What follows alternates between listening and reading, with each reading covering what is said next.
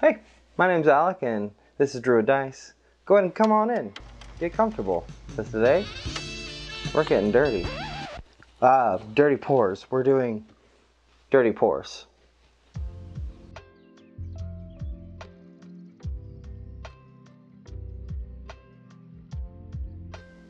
So let's talk about what a dirty pour is, how it works, and what you need to accomplish it. First off, what you'll need are your chosen colors. Now these are either alcohol ink or micas. In today's example, I'll be using 4 different mica powders.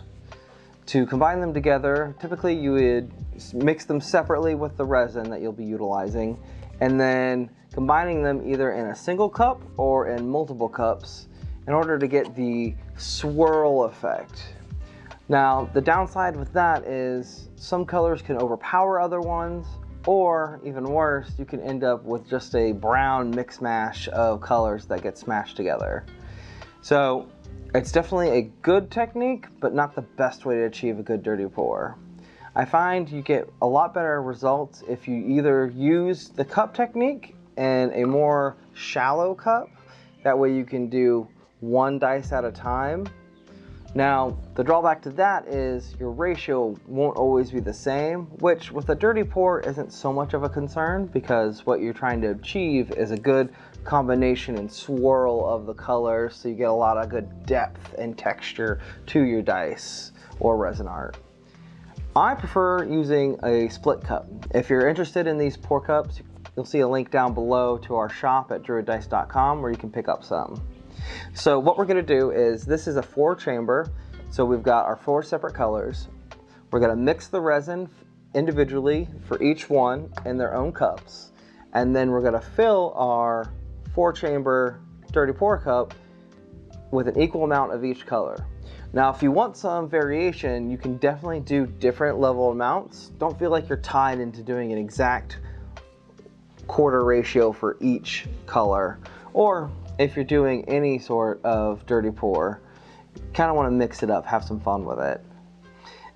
So I'm going to go ahead and grab the resin, we'll get this combined together, and then we'll talk over a couple P's and Q's as we get this pour ready to go. I've got my gloves on and I'm ready to go. First thing I'm going to do, put on another pair of gloves. Gloved up, ready to go. We're going to get our colors into their individual cups so we can mix everything together. I've got my resin, part A and part B here, also ready to go.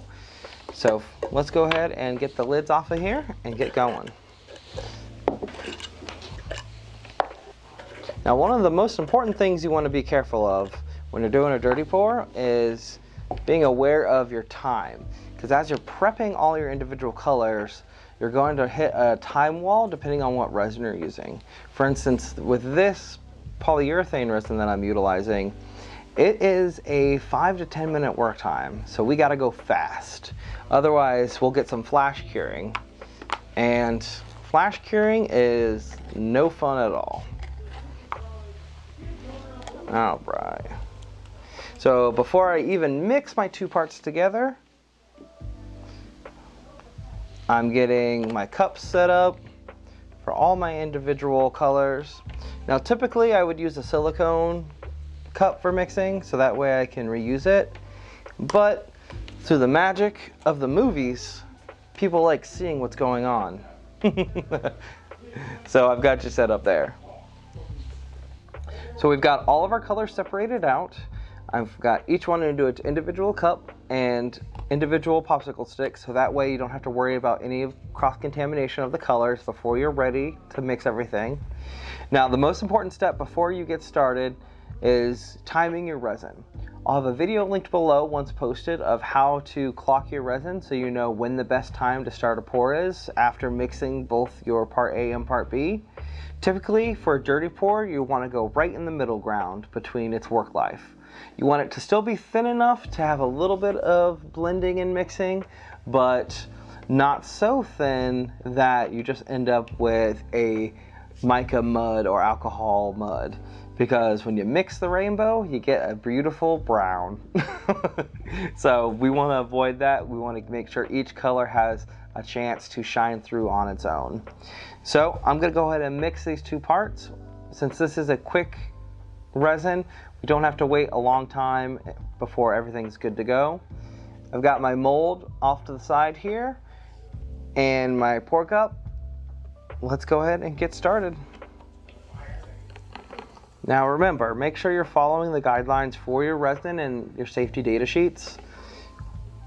With this particular polyurethane resin, it has a bit of a yellow tinge, but when it fully cures, it goes to a very matte white.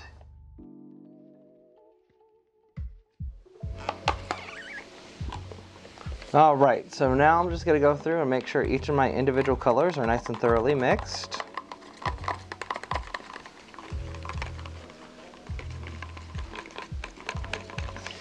Right, so now you want to prep for your pouring with your chambers. So I'm going to fill my dirty pour cup, each individual chamber, with the colors I'm using.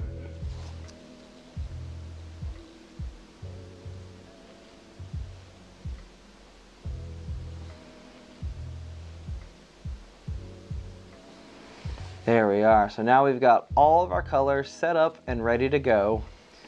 Here we go.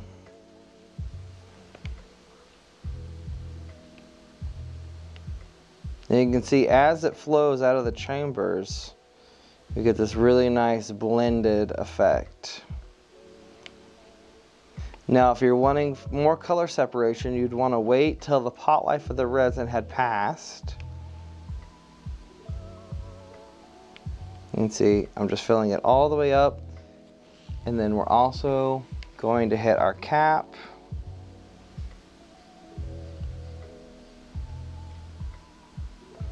There, and see with this pour cup I've used, you can see about half of what I've filled in here. All right, now we've got everything set up, ready to go. We've got a really nice coloration here. I'm super excited to see where this goes. We've got a little bit of bubbles that have risen to the surface. You want to make sure that you're using a lighter or heat gun to pop those bubbles before you cap.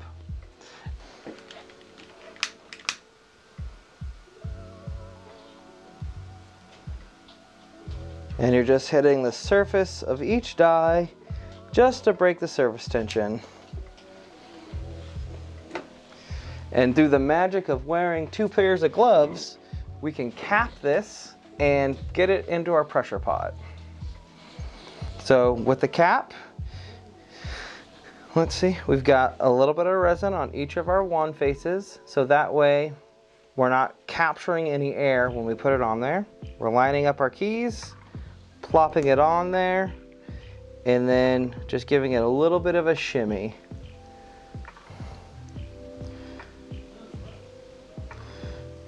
You want to make sure you're pressing down all the way, but avoiding smashing it down so much that it deforms and bubbles out. You're always going to have squeeze out. That's a good thing. Let's go ahead and get this into our pressure pot. Now that we've got our mold capped and ready to go, I've got my pressure pot insert. We're going to transfer the mold to this and then to the pressure pot, and we'll see how it turns out here in a few hours. All right, it's been a couple hours. With this resin, it's got a 2 to 4 hour cure time depending on temperature and such. You can see we've got everything all cured and how the white of this resin really pushed everything to pastels, which is just super beautiful, super awesome. But let's get the pressure pot open up and see what we've got going on in here.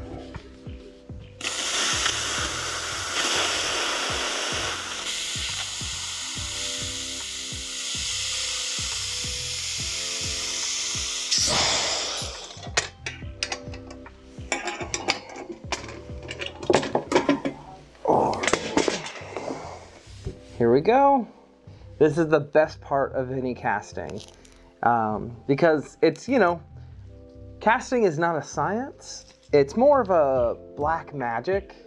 And if you haven't sacrificed anything recently, well, you may not get the best results. So here you can see how our colors turned out and why I love these silicone pour cups, because the excess just comes right out of them. Making cleanup a breeze.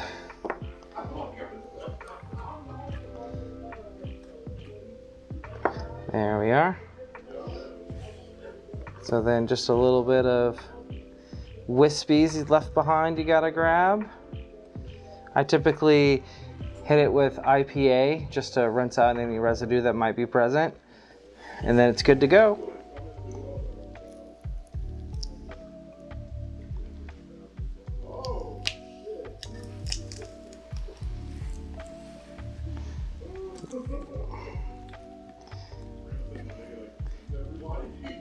So I always flex my molds out, making sure to release all the numbers before I demold. That's going to give you the longest life of our molds, in any mold. Oh, love it. Love it. So pretty, just nice muted pastel. So you can see how the white mixed with all of them like I was hoping. So we've got some nice color pops here, but some good definition between the green, the blue, and then some purple. All right, and I'm gonna leave these raw just as they are from the mold. We'll get these cleaned up, and if you're interested in seeing them fully cleaned up and inked, then definitely head over to our Instagram at Druid_dice.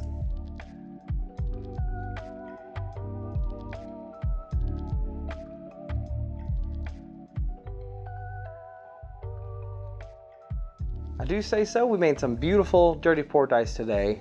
Now, remember, when you're doing your dirty pour, the main factor that's going to influence how they come out, whether it's muddied or distinct, is your pot life. So if you want something a little bit more blend of color, you want to go earlier in your pot life. If you're looking for more distinct, sharp edges between your colors, you want to go toward the end of the actual pot life. And if you're not utilizing a silicone pour cup from us at druiddice.com, you want to make sure that you're doing your dice individually, because if you mix all your resin together, you're going to end up getting a lot of bleed. I really appreciate you all joining us today, and happy dice making.